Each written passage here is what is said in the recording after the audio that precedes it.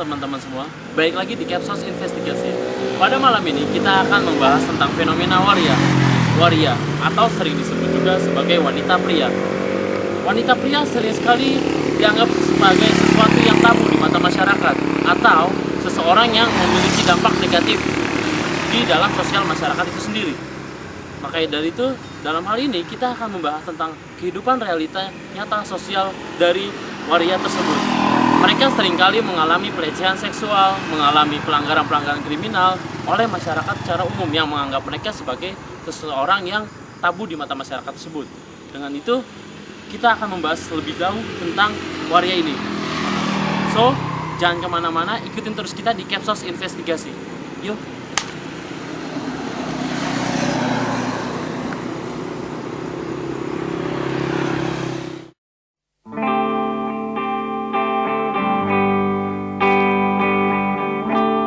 Menamai seseorang dengan label laki-laki atau perempuan tidak lebih merupakan keputusan yang amat bersifat sosial.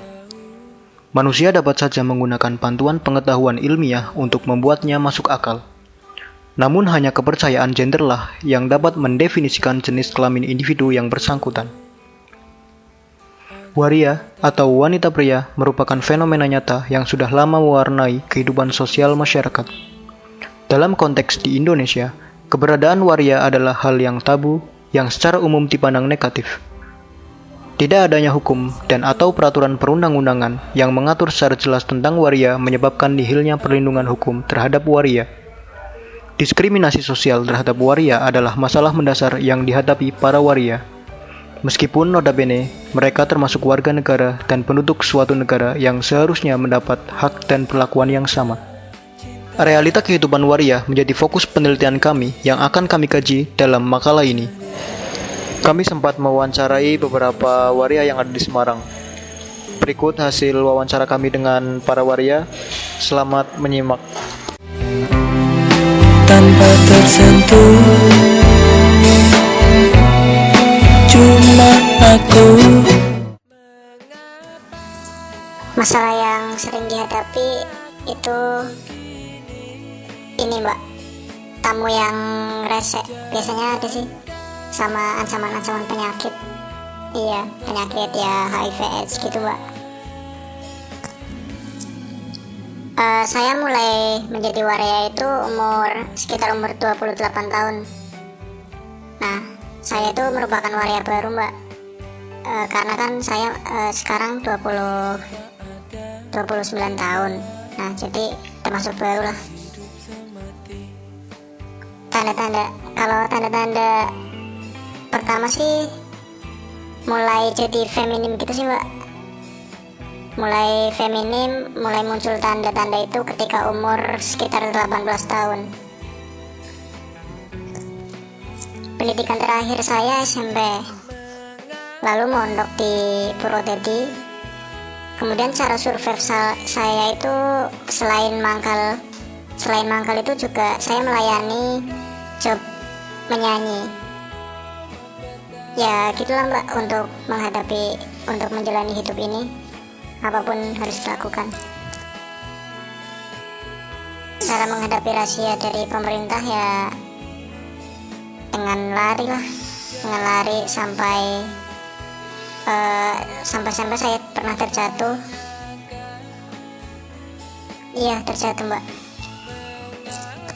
Nah, tapi dari rahasia itu akhirnya juga saya dilepaskan. Ya biasalah mbak juga tahu sendiri, kalau ada waria-waria yang ditangkap sama Satpol PP itu pasti cuma sekedar masuk kantor, diwawancarai, diambil data, ya paling nanti diberi bimbingan sedikit terus dikeluarkan.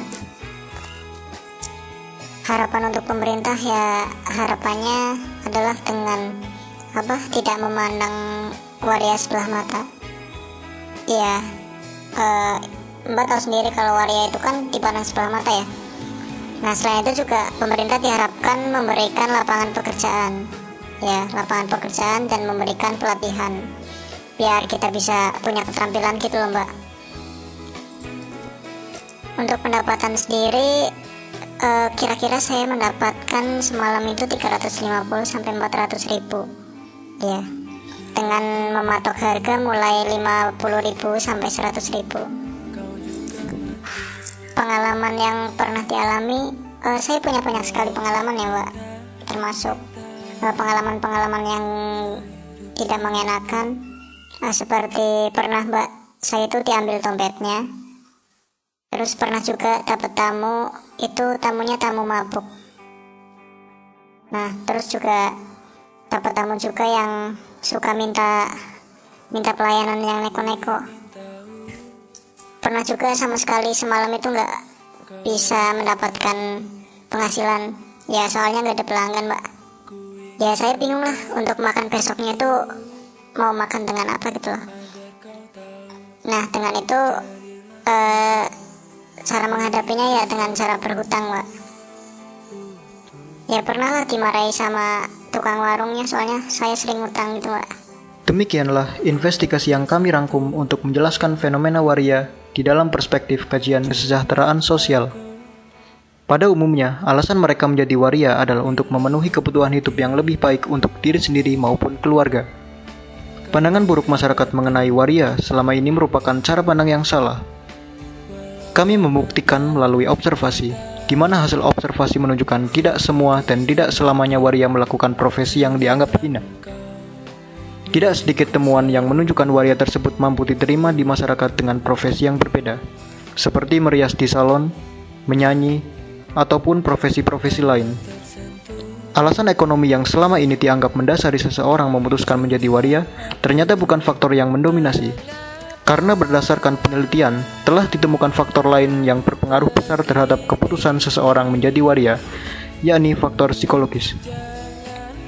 Oleh karena itu, sudah sepantasnya masyarakat tidak mengesampingkan kesejahteraan sosial bagi waria.